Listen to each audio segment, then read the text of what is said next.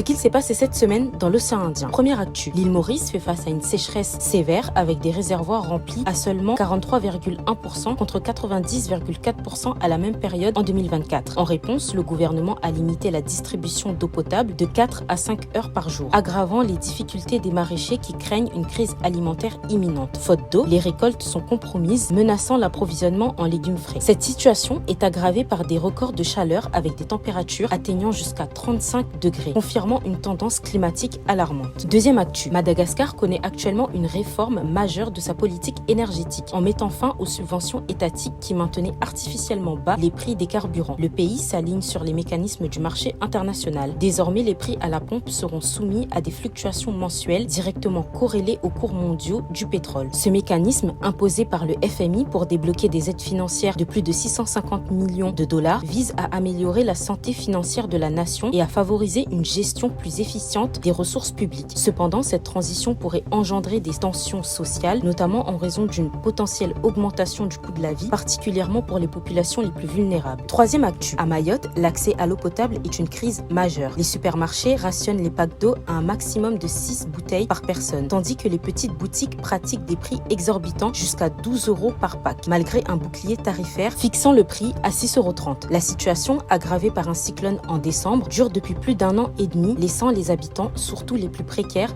dans des conditions insoutenables. Les files d'attente interminables, la chaleur accablante et les tensions reflètent l'ampleur de cette pénurie chronique. Quatrième actu, aux Comores, la Cour suprême a confirmé les résultats des élections législatives du 12 janvier, offrant une large victoire au parti au pouvoir, la Convention pour le renouveau des Comores, CRC, avec 28 sièges sur 33. Toutefois, des irrégularités telles que des bourrages d'urnes et falsification de procès-verbaux ont conduit à l'annulation du scrutin dans 4 circonscriptions, une à la Grande Comore et 3 à Anjouan. Des élections partielles devront être organisées sous 30 jours conformément au code électoral. Parmi les opposants déclarés vainqueurs, seul un a été confirmé par la Cour. Cinquième actu, l'Observatoire des prix, des marges et des revenus OPMR de la Réunion a présenté un bilan sur les prix en 2024, mettant en avant une inflation stabilisée d'environ plus 1,4%, mais des écarts de prix frappants avec l'Hexagone où un produit coûte en moyenne 79% de moins. Les marges importantes des grands groupes, le fret et l'octroi de mer sont en partie responsables de ces écarts, mais un manque de transparence persiste. L'OPMR appelle à renforcer le bouclier qualité-prix en élargissant la liste des produits, supprimant la fiscalité sur ces derniers et fixant des plafonds par produit pour mieux lutter contre la vie chère et répondre aux besoins des locaux. Abonnez-vous pour vous tenir informé et on se retrouve bientôt pour une prochaine vidéo sur l'océan Indien.